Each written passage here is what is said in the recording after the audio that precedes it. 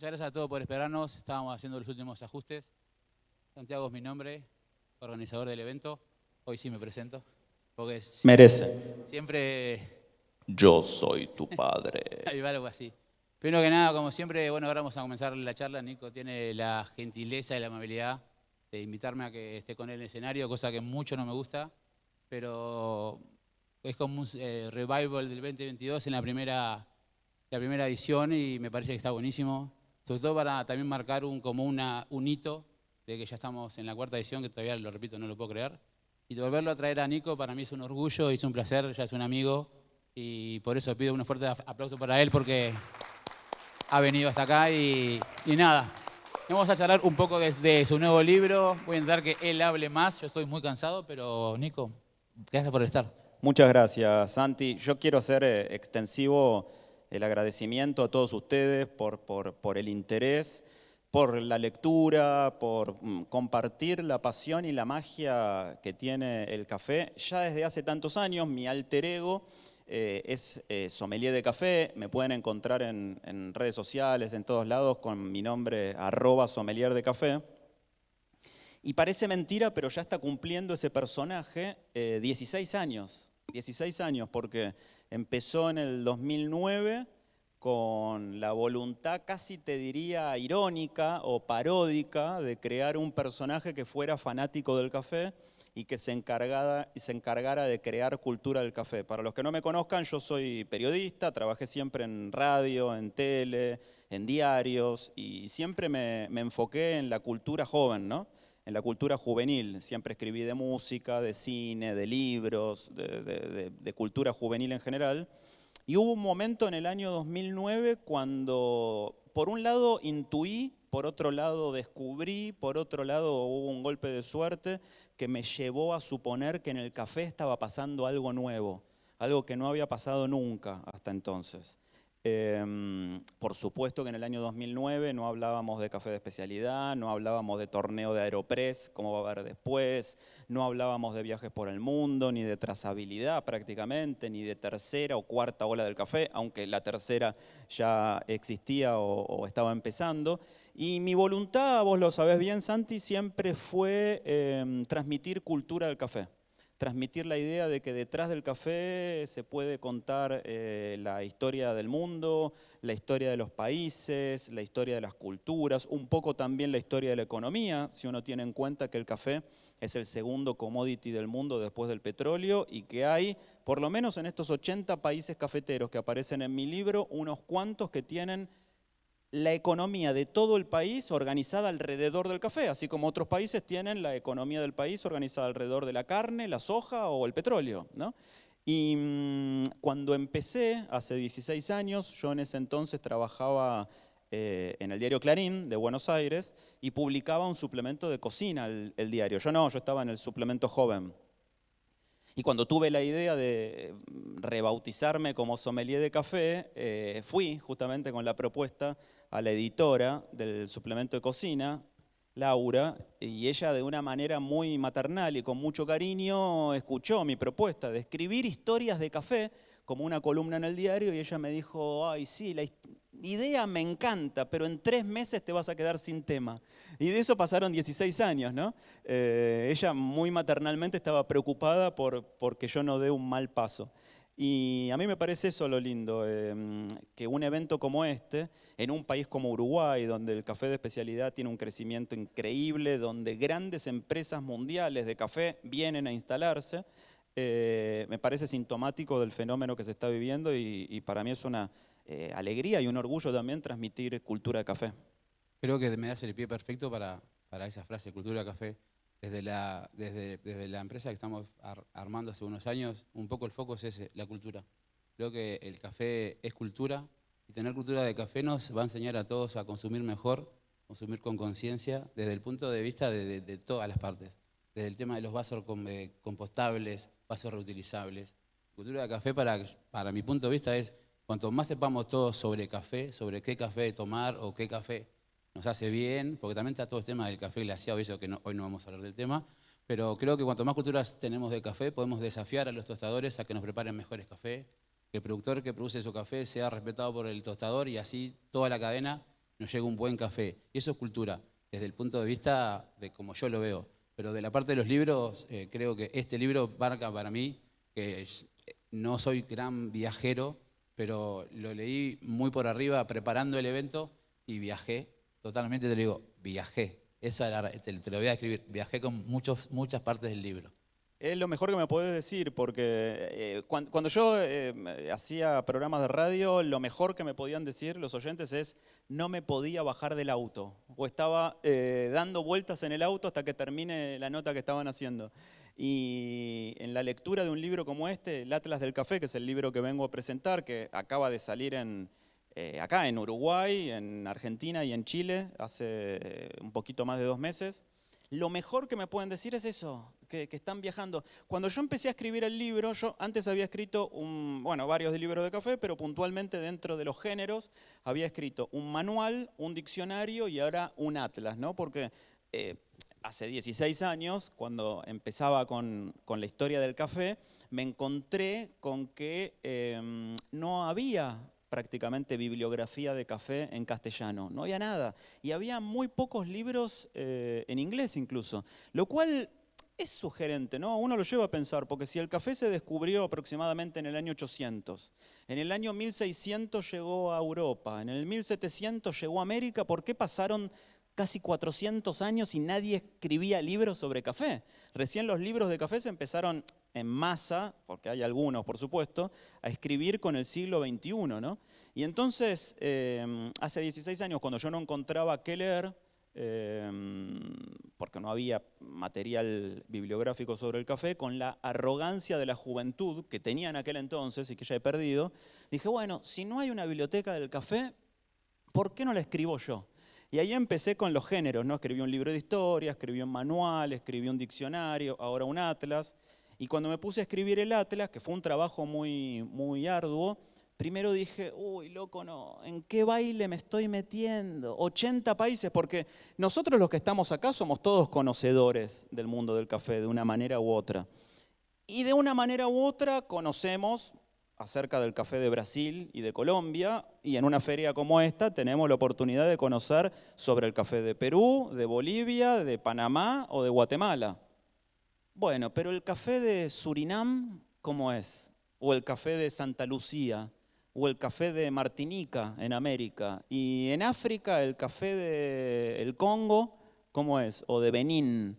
Países de los que ni siquiera, no solo no sabemos la capital, sino que no sabemos ni siquiera dónde quedan, no los podríamos ubicar en un planiferio. O el café de Papúa Nueva Guinea o de las Islas Salomón. Bueno, entonces en el momento de sentarme a escribir el libro tuve mucha dificultad, un desafío muy grande para conseguir información sobre cada uno de los países y dije, no, loco, me metí en un baile, digo, ¿cómo salgo de acá? ¿Por qué me meto yo solo en esto? Dije, es como meter los dedos en el enchufe. Y enseguida, ni bien empecé con la escritura, es como que cambié el chip. Yo tengo un globo terráqueo en el escritorio donde escribo y entonces iba pasando, iba viendo dónde quedan los países, qué sé yo. Siempre hay que desconfiar de los mapas planos, ¿viste? Porque tienen proyecciones fallidas. Totalmente. Un saludito a Mercator, que hizo el mapamundi con el que estudiamos en la escuela, pero que está muy equivocado. Y al revés. Ya al revés. Pero ahora, no sé, hago una pequeña digresión. Justo la semana pasada África pidió que se reescriban los Sí. mapas, ¿viste? Porque Lo vi. África, en el mapamundi que nosotros conocemos, el que estudiamos en la escuela, está 3 veces más chico de lo que es en realidad. Y Europa, el doble de grande de lo que es en realidad. Porque claro, los mapas se hicieron en Europa. Entonces en Europa hicieron grande Europa y lejos de África hicieron chico África.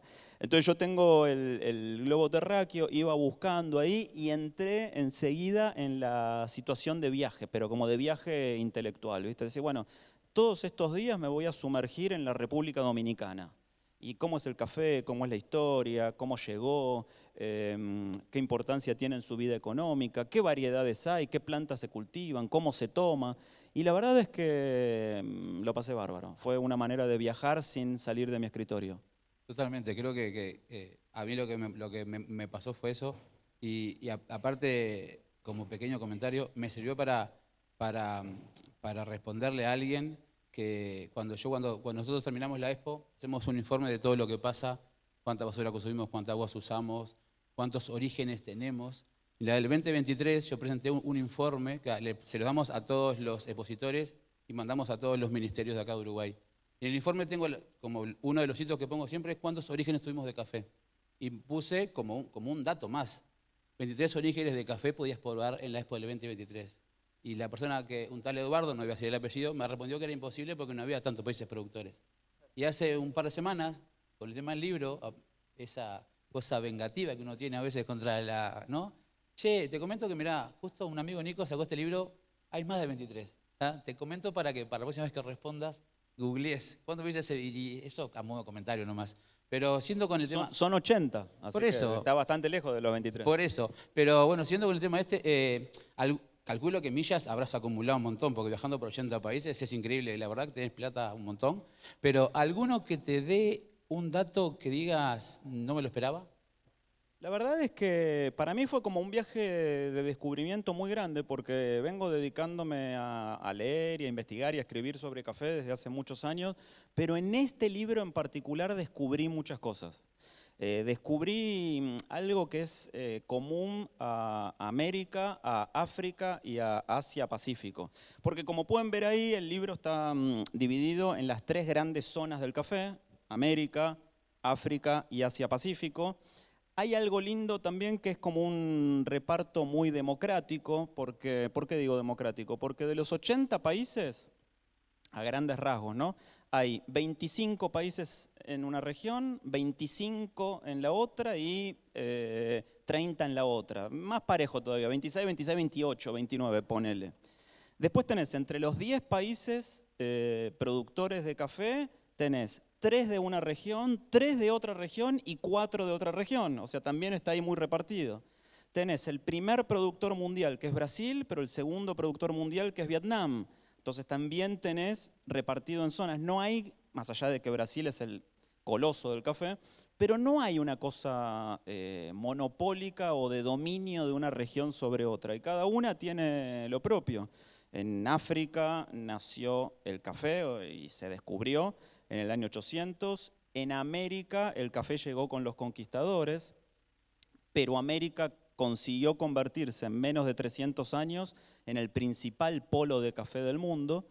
Y en el sudeste asiático y la región de Asia-Pacífico, si bien es la más postergada de todas, bueno, están los otros 2 colosos del café, que son Vietnam e Indonesia.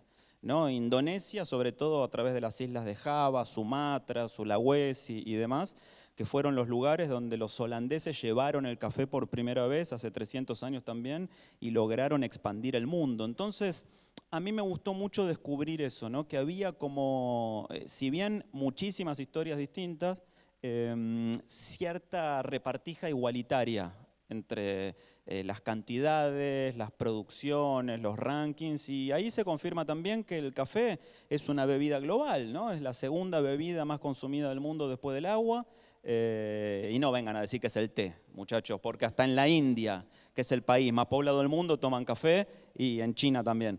Pero me gustó mucho descubrir eso, la universalidad del café. Me quedo con eso del tema de las proporciones. El café, que es un tema que va todo en el ratio, ¿no? Y en las proporciones, como hasta sin querer el café se fue distribuyendo por los distintos lugares. Se me ocurre pensarte millones de preguntas, pero creo que la puntual es, hoy estás consumiendo, ¿cuántos orígenes distintos por mes te pensás que puedes llegar a probar? Más allá que si vienes a la Expo, por ejemplo, hoy podemos probar 19 distintos orígenes acá en la Expo, pero tenés personal, capaz que en tu vida diaria, orígenes que todos los días probás o alguno que de vez en cuando descubrís?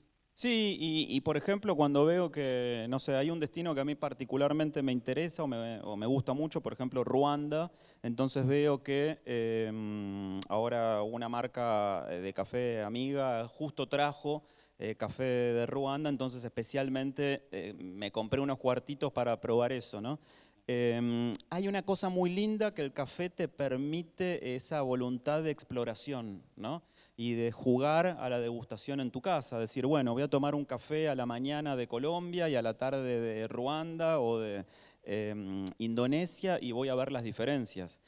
Por más de que Starbucks, que es la principal cadena de cafeterías del mundo, ha sido demonizada por muchos motivos, algunos de ellos justos y otros injustos, pero esa no es la discusión de ahora. Hubo algo valioso que logró Starbucks, por lo menos en un país como la Argentina, y calculo que en Uruguay pasó algo parecido, aunque no conozco tan de cerca, que fue que cuando llegó Starbucks en el año 2008, abrió su primer local en mayo del 2008 en Buenos Aires.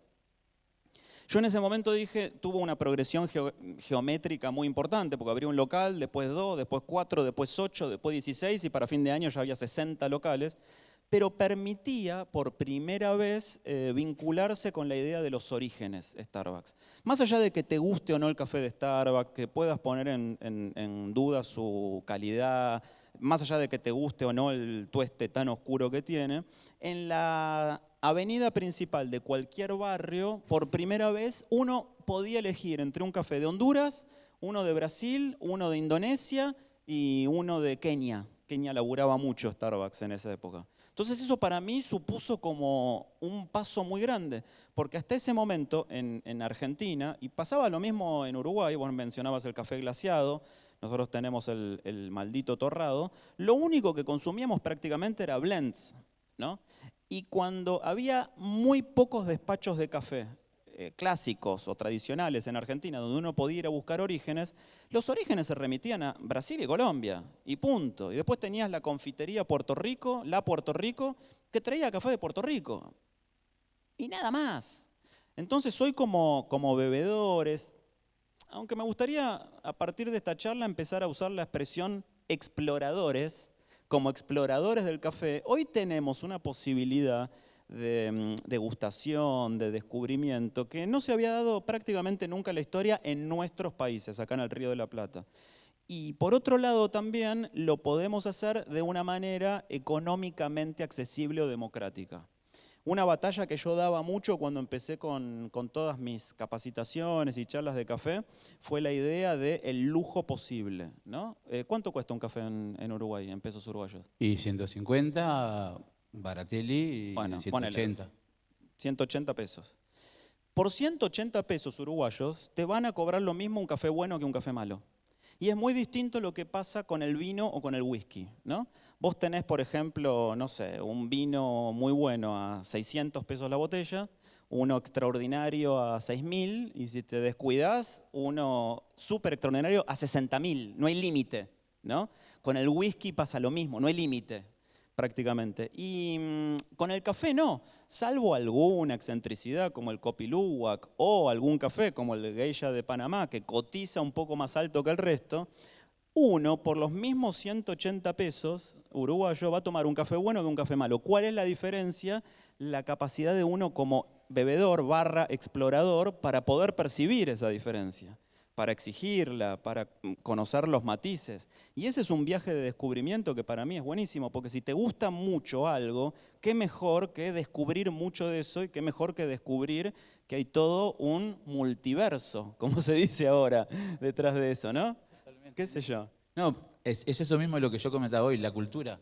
Cuanto más conocimientos tengas, creo que viene por ahí la clave.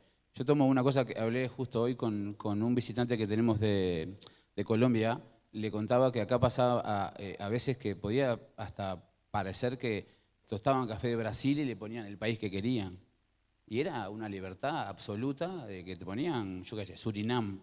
Y lo tomabas. Y como nunca habías podido tomar un café real de Surinam, ¿cómo vas a decirle que no es ese café de Surinam el que estás tomando? Creo que lo que también generó un poco la Expo, y ahí me corro un poquito del libro, es eso, darnos a probar un geisha verdadero de Panamá, de productores de geisha verdadero. Ahora cuando te den geisha en algún lugar y no sepa parecido a esto, con esta delicadeza, con ese terciopelo, esos jazmines, no te digo de dudar porque tampoco somos sommelier. No, pero por eso que, perdóname, Sí, Santi, sí, sí. creo que la palabra clave de esta época también es trazabilidad, ¿no? Había un caso muy famoso de una cadena de cafeterías bastante populares en Buenos Aires que a principios de la década del 2000 fue la primera que empezó a ofrecer orígenes, digamos. Y entonces, qué sé yo, tenía un café de Brasil, un café de Colombia, y en la carta, por los mismos 20 pesos que costaba cualquier otro café, te vendían Blue Mountain. Raro. Muy raro. Es raro, y porque en un bar no te venden la etiqueta roja lo mismo que la etiqueta negra, a la misma plata. Raro. ¿Viste? Muy raro. Y entonces me acuerdo que yo era consumidor nada más de café, pero un día fui a preguntar y le dije, ¿este es Blue Mountain? Sí, no, sí, ¿pero qué lo traen de Jamaica? Cara de estatua. ¿Viste? De la persona así, como era verso. Habían encontrado como distintas variedades de café conocidas del mundo y entonces habían hecho como ahí con banderitas y cositas y todo, pero era todo chamullo. Y hoy eso te diría que es muy difícil que pueda pasar. O sea, sucede, pero al consumidor, al bebedor no se le escapa. Y esa diferencia se dio en solo 20 años y es una diferencia dada únicamente por el conocimiento.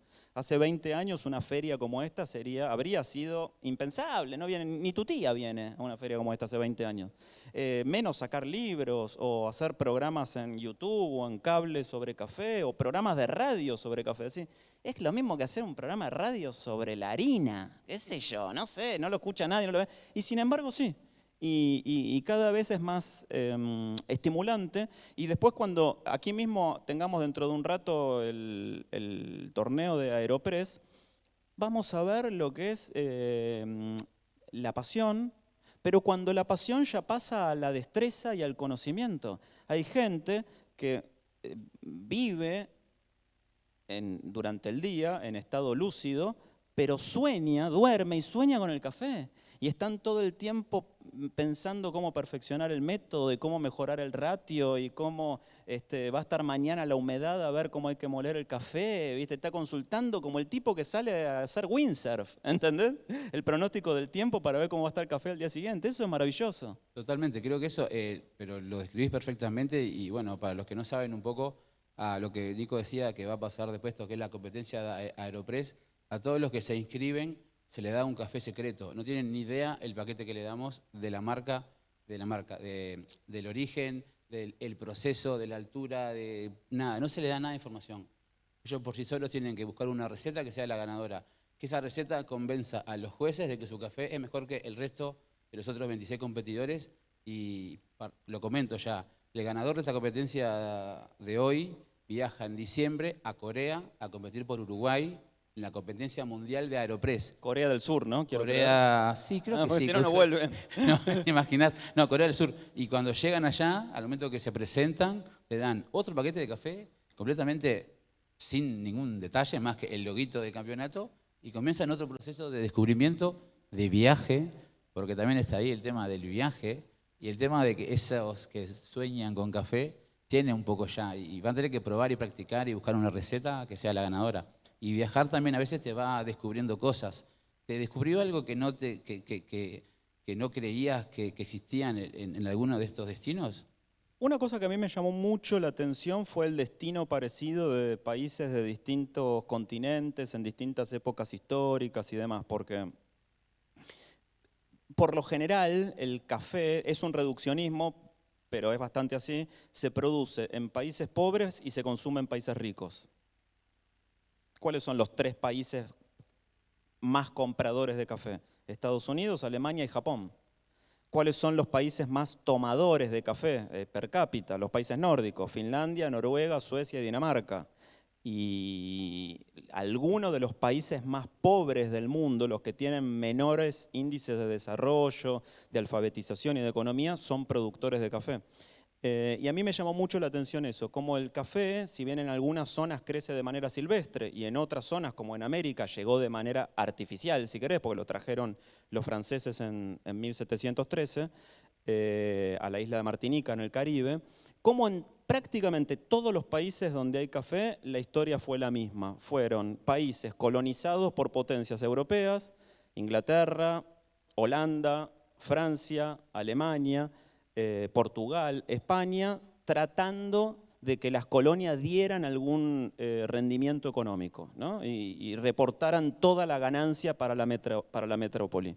Y en muchos países, tanto en Brasil como en el Congo belga, por ejemplo, fue una fuente de muchísima desgracia el café también, ¿no? Brasil fue el último país de América en abolir la esclavitud. ¿Y por qué fue? Por el café.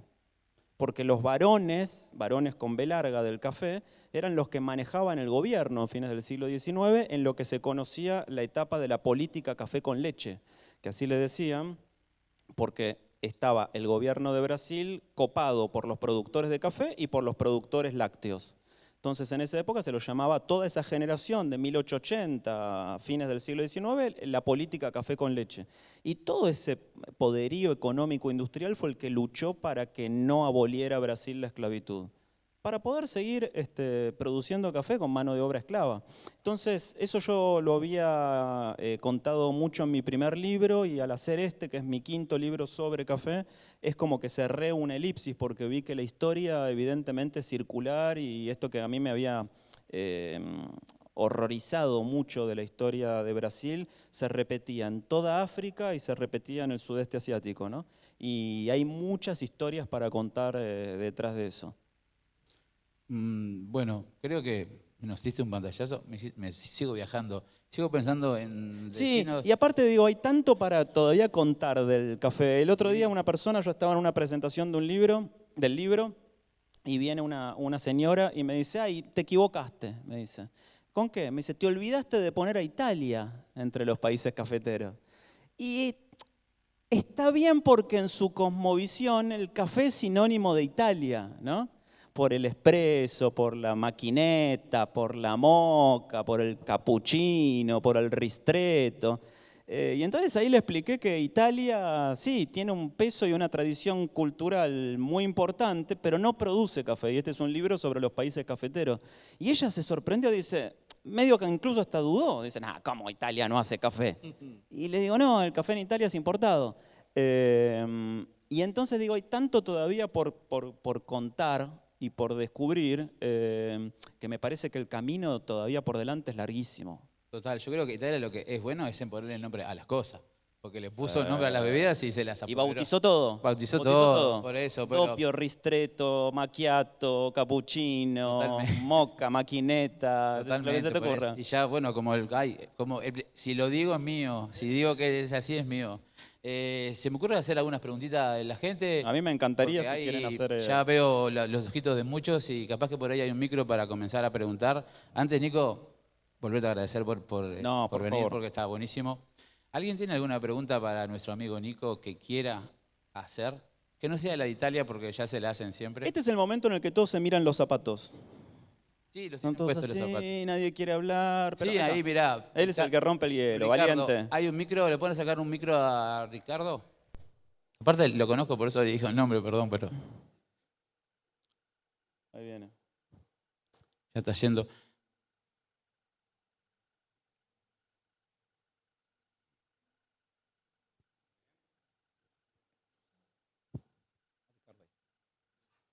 Hola Nicolás, bienvenido. Hola, Ricardo. Bien. No, creo que la pregunta que nos hacemos todos es, ¿cuál es el próximo proyecto? ¿Cuál es el próximo libro? Fuerte, ¿eh? Sí, Al pecho. Sí. Qué pregunta, ¿no? Porque de alguna manera, vos sabés que es algo en lo que yo pienso mucho, ¿eh? No tengo una respuesta clara, porque por un lado siento, o sea, yo este año saqué este libro, saqué otro libro que es un ensayo sobre la amistad, que es otra cosa, que se llama Amigos Míos, que de alguna manera tiene que ver con el café también. Permitime la digresión, porque ese libro lo escribí juntándome con amigos en un café muy famoso de Buenos Aires que se llama Varela Varelita, y como en la calle Canning. Como yo no quería escribirlo solo en mi casa, dije, bueno, me voy a juntar con amigos a escribir un libro.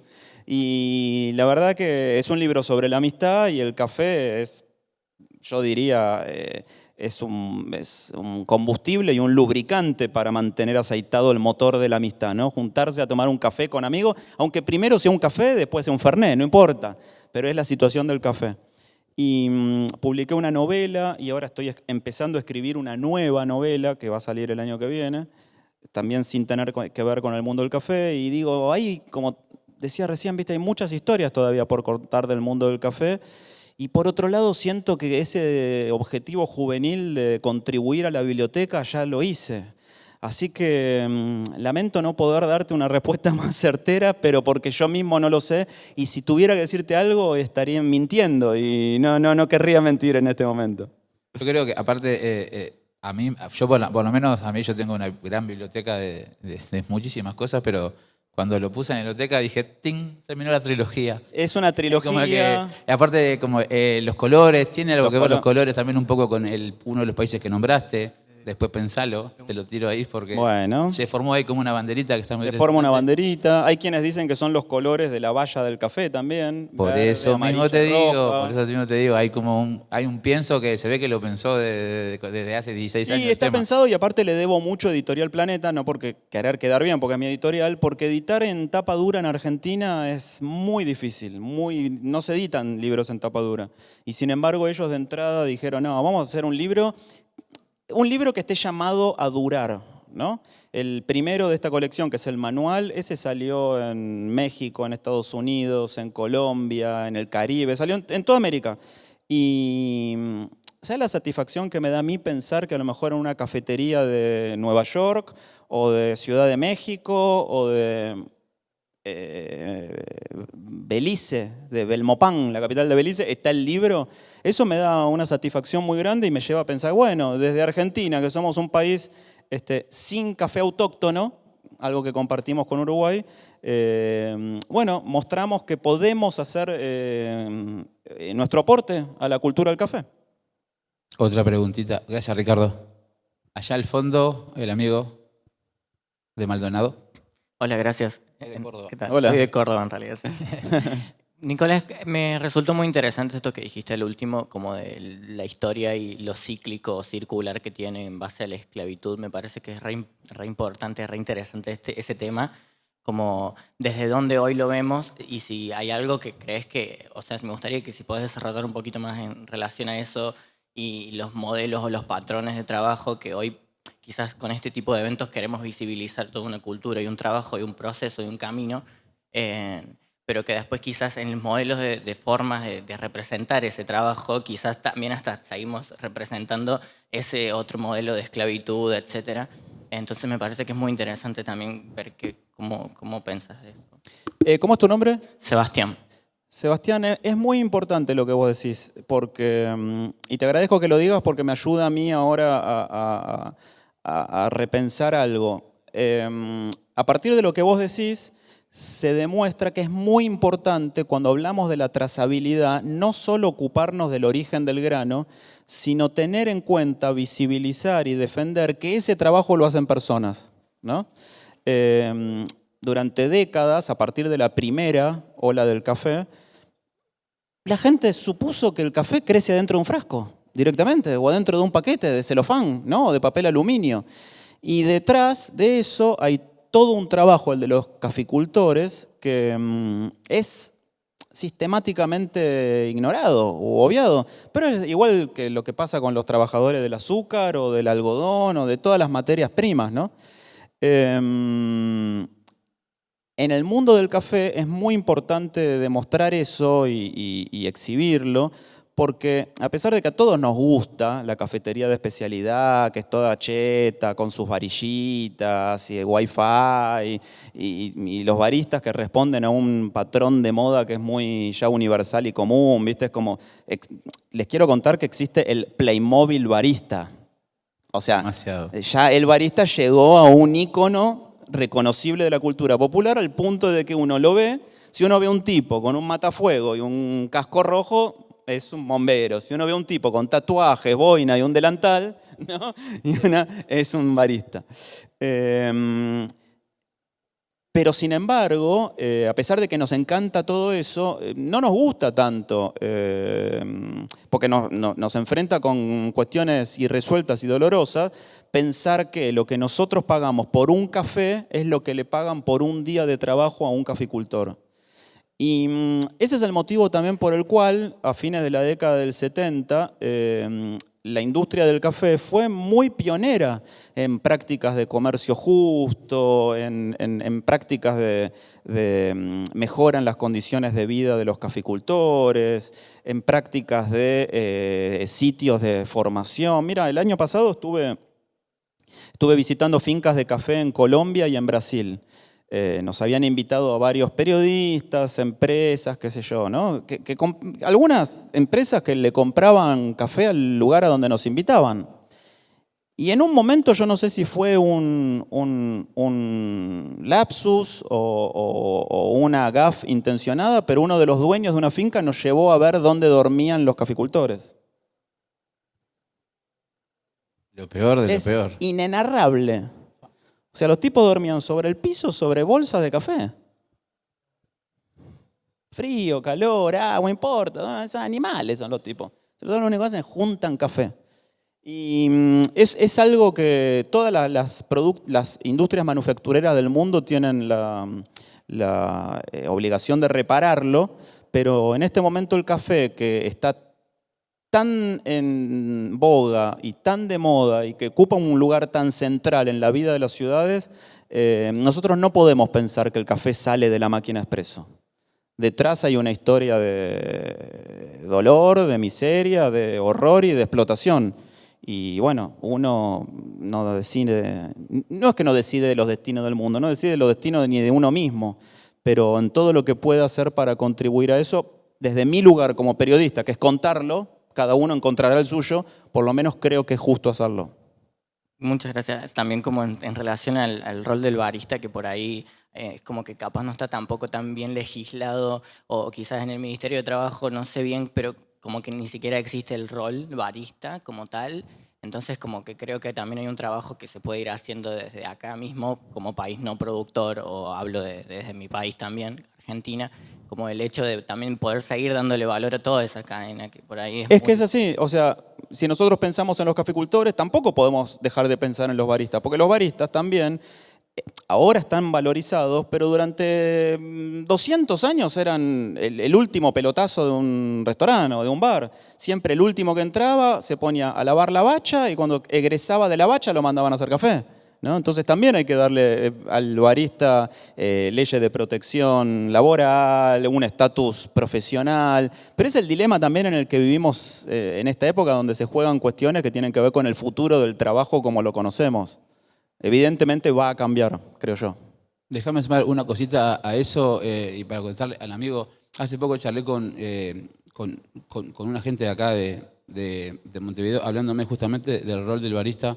Es una gente que está abocada al tema del vino. El vino, si bien tiene una similitud con el café, y perdón que me vaya un poquito de tema, pero la botella de vino la prepara, bueno, no sé la palabra, pero la persona que prepara los vinos, sale la botella y se toma. Más allá de la temperatura y la copa, no hay mucha variante. Yo le explicaba que el barista tiene un trabajo mucho más complejo que el que abre la botella de vino.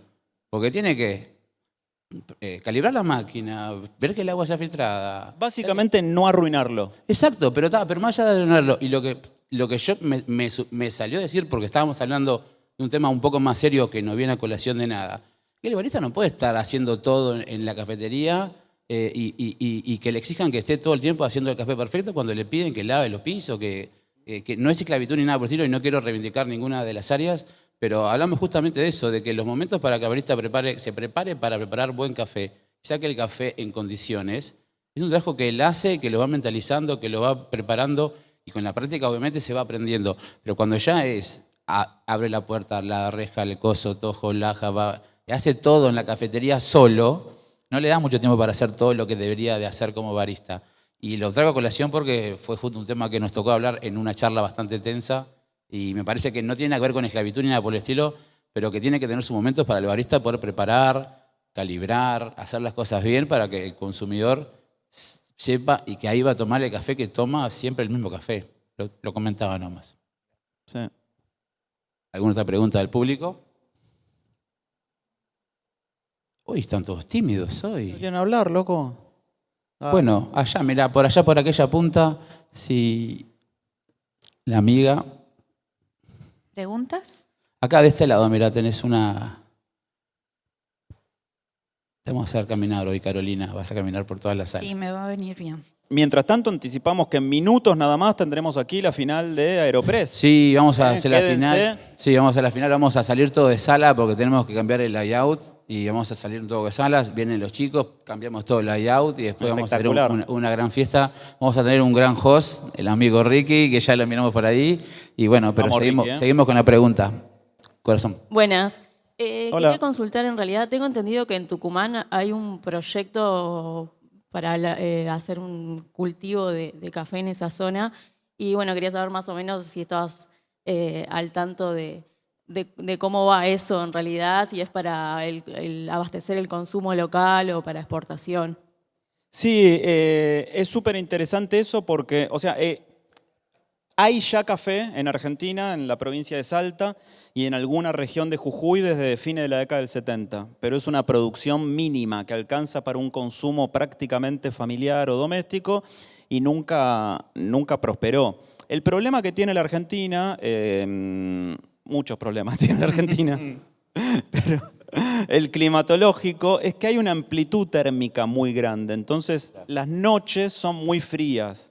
Y eso es muy perjudicial para las plantas. Pero con el cambio climático y el calentamiento global y con el desplazamiento de las zonas, ¿no? Porque el café, ustedes lo saben, crece únicamente entre los trópicos, línea más, línea menos, eso está haciendo que se vaya ampliando y entonces se cree que en el futuro, ya están haciendo ensayos, va a crecer café en California, o sea, por encima del trópico de Cáncer, y va a crecer café en el norte de la Argentina, porque el estado más sureño de Brasil que produce café es el estado de Paraná, y el estado de Paraná queda a la misma altura de nuestra provincia de Misiones. Entonces, podría haber ahí. Catamarca, Misiones, Salta, Jujuy son algunas provincias que quieren investigar la producción de café, pero la más avanzada es Tucumán, justamente, por dos factores. Primero, hay un plan de fomento muy fuerte del gobierno tucumano para ayudar con múltiples vías a los caficultores, que es una sociedad de un par de decenas de caficultores que se asociaron y que quieren plantar café. Y segundo, tienen el apoyo de una empresa muy importante, de Café Cabrales, que es una de las empresas más grandes de la Argentina, que va a apoyar mucho eso porque la idea que tiene Cabrales es hacer una sustitución de importaciones en algunos años. Ahora, ¿qué pasa? Dicen en Tucumán que ellos aspiran a que puedan llegar a producir el 30% de lo que se consume de café en la Argentina. En la provincia es muchísimo, muchísimo, muchísimo eso. No creo que pase ahora, prácticamente imposible. Pero a la vez la planta de café para ser productiva tarda entre 3 y 5 años y recién se están plantando a fines de este año. Así que vamos a tener que esperar hasta el 2030, por lo menos, para saber cómo nos va en el Mundial del 2030, centenario del Mundial, y si podemos llegar a brindar un nuevo campeonato mundial de la Argentina con café argentino. ¿Qué te parece? Bueno, no, yo quería decir, cambiar de tema. No, pero no. Bueno, a ver, primero, nos quitaron la localía, si iba a ser acá el partido inicial, pero hablando del tema ese, hay un libro que no me acuerdo el nombre, es de un brasilero que habla, perdón que lo tire, pero habla que en el 2050, me fui un poco más de 20 años, va a bajar tanto, se va a mover el trópico, que está estudiado que se está moviendo el trópico, y en zonas como esta, y hasta en Uruguay, en zonas como Artigas, ahí se va a poder plantar café si continúa bajando el trópico como está bajando. 2050, de acá todos con bastón vamos a estar, pero bueno. Pero parece que no falta tanto. Bueno, o sea, falta ahí. Menos para el 2050 que para el 2000. Que es lo que tenemos atrás del 2000, ¿pensás eso? Sí, totalmente. Pero y el 2000 nos parece ayer. Sí, totalmente, olvídate. No y, falta tanto. Y después de la pandemia, olvídate del encierro. Digo. Pero se habla de eso, que en el 2050 el trópico empieza a bajar, Brasil se empieza a incendiar de calor porque baja todo. Minas Gerais pasa a ser potencia número 1 del mundo del café. Ya es, Minas Gerais, si fuera un país, es el segundo país con más producción del mundo después de Brasil. Solo Minas Gerais. Y cuando empiece a bajar más el trópico, ojalá que Tucumán tenga café, a ir a comer unas empanadas con café, te la tiro, pero está, eso nomás, perdón la acotación, perdón la acotación. Última pregunta, allá al fondo, me hiciste una entrevista hoy, ¿verdad? Era de San José, tenés un programa de radio. Sí. ¿Querés decir el Instagram? Bueno, hola. Ya la mandé al... Sí. Se llama Timbo Rompecabezas Radio, es una radio de un liceo de San José, de San José de Mayo, el IDAE. Bueno, cuestión. Hola, ¿cómo están?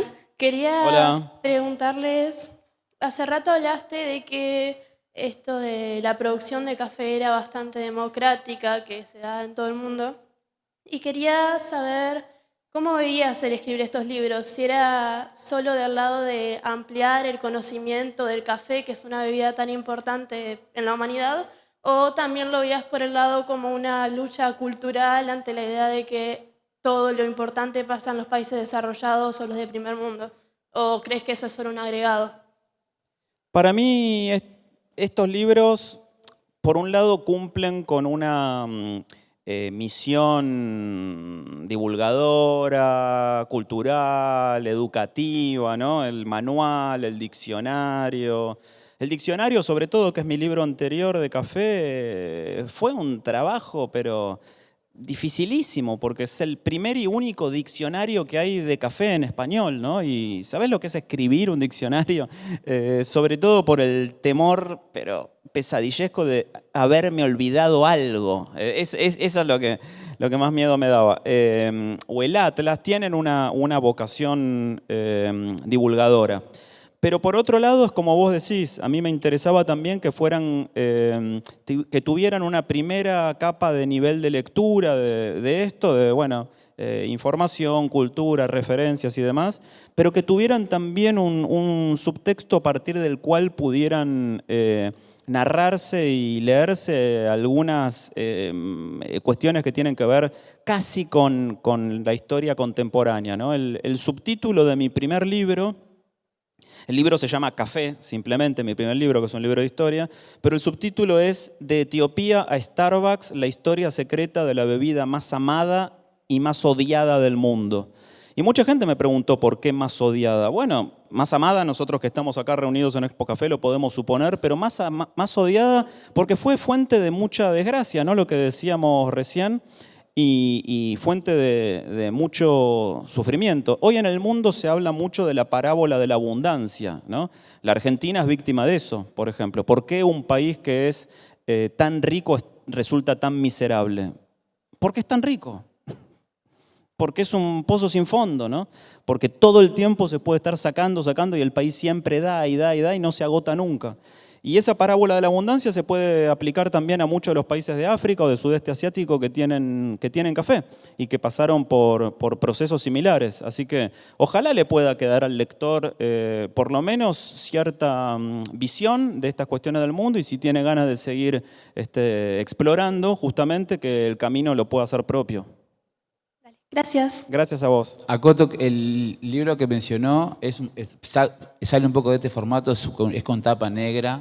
Si lo buscan, creo que acá en algunas librerías de Uruguay está. Llegó de vuelta porque estaba Sí, salió de nuevo ahora. Salió de nuevo una, no sé, 20ª edición, no sé. Sí, desde el 2014 que Por salió, eso. sale todos los años. Y está buenísimo porque también yo lo he leído un par de veces, te cuenta cosas que como que uno las cree, pero cuando las lees, como que, mirá, era por esto. Te lo comento nomás, para las dudas. Quiero, como última cosa, Sí. invitarlos a seguir mi newsletter. Todos los jueves publico un newsletter sobre noticias cafeteras.